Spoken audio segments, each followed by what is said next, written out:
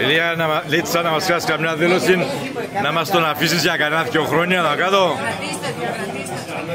Ρε, τι λέει η γυναίκα σου.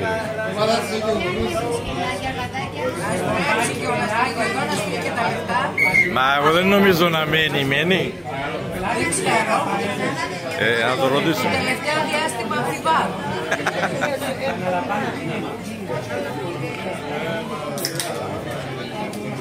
Λία, πήγα μια κατζία μάνα μου, κατζία όμως την στρώα. Αφού δεν είπαν όλοι οι άλλοι τις κακίες. Ένα άλλο κινητό τούτο. Τίποτε για μένα, κακία. Δεν γεννείς. Καλά, δεν γεννείς γιατί να πει κατζία. Κρίστη, πρόσεξε πολλά καλά. Να μου να προσέξω ρε. Αδυνατίζει. Ναι, θύμωσε μου τη μάνα μου. Θα μας έτοιμασε, πάπα σου πρέπει να... Ρε, εγώ ώρα δεν μου γάπια ρε πίν. Thank you, Ρελιά.